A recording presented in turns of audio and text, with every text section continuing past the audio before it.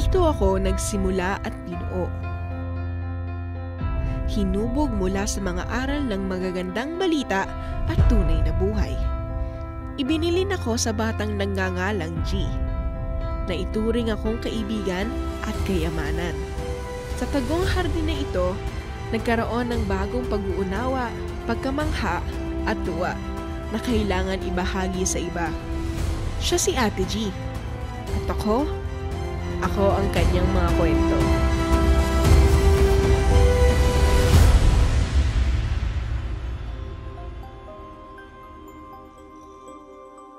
Tara, pasok na kayo. Kayo mga bata, ano yung dala nyo? Popsicle sticks!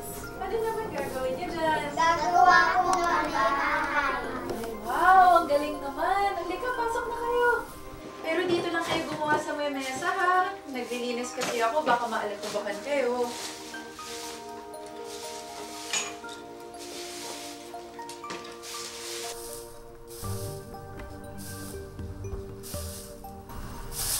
Aray! Oh, bakit ka napasigaw? Natulog po ako. Sabi ko kasi kanina, sa mesa lang maglalaro, di ba? Opo. Nagbilan na kasi ako. Di ba dapat susunod tayo? Opo. Oh, lipat ka na doon.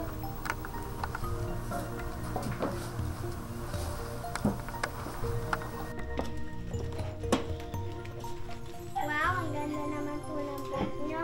Maganda ba? Salamat! Alam niyo ba na hindi lang maganda yung libro na to? Marami po itong laman na magagandang maiikling kwento na marami tayong matututunan.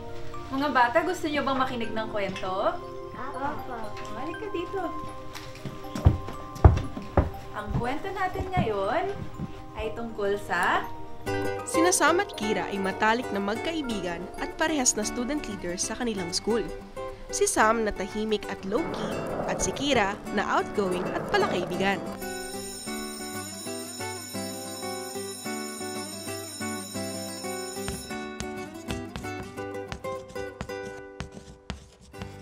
Follow instruction.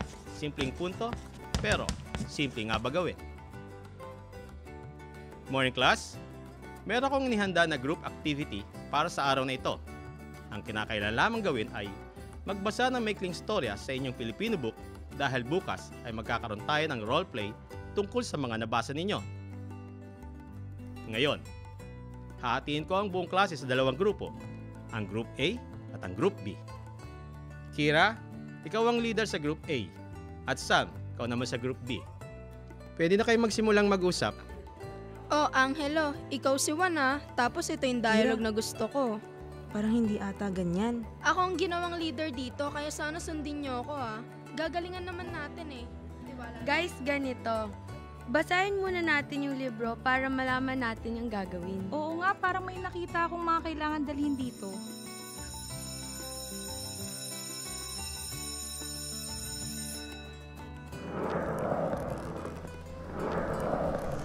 Natapos ang araw at nakauwi na ang lahat ng may bagong gagawin para bukas. Nakumpleto na rin ang script at mga dadalhing gamit ng dalawang grupo. Ang kulang na lamang sa paghahanda nila ay yung mga kasunod na instructions sa performance task nila kay Teacher Lawrence. Magandang umaga mga bata. Pwede na ba nating simulan ng paggawa ng inyong group activity? Ito po, Sir Lawrence, yung mga dala po namin base sa libro po. Magsisimula na po kami gumawa. Ayan, dito yan ah. Ito doon. Bakit ganun ang ginagawa nila, Stacy? Ito, Kira, oh. Kababasa ko lang ngayon. Ito daw ang gagawin. You need to bring recycled materials to make your props. Ano? Teka, maghanap nga ako ng pwede natin magamit. Bottles, tapes, empty tissue rolls. Ano pa ba, Stacy? Ito, baka okay na yan. Naku, kinakabahan ako. Gumigewang siya. Ngayon class, tignan natin. OMG, wala. Teka, yung tower natin. Uy, okay pa yung tower natin. Ang sira. Oh my, sayang.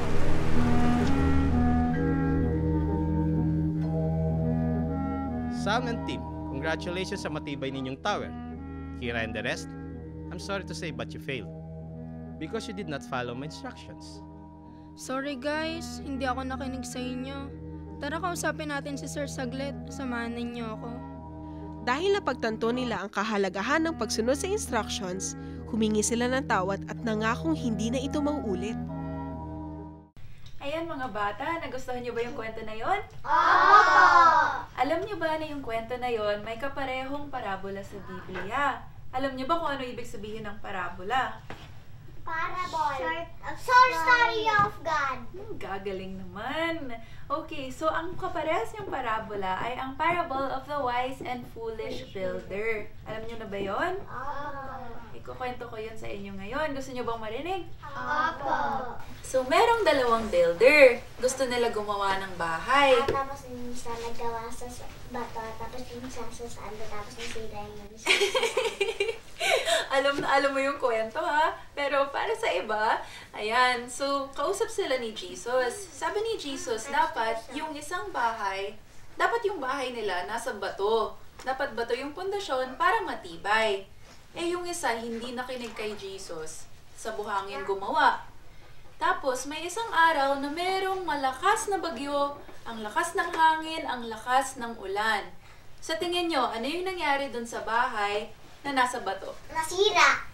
Hindi, yung nasa bato. Hindi nasira. Kasi matibay yung pundasyon. At yun yung sinabi ni Jesus. Ano yung nasira?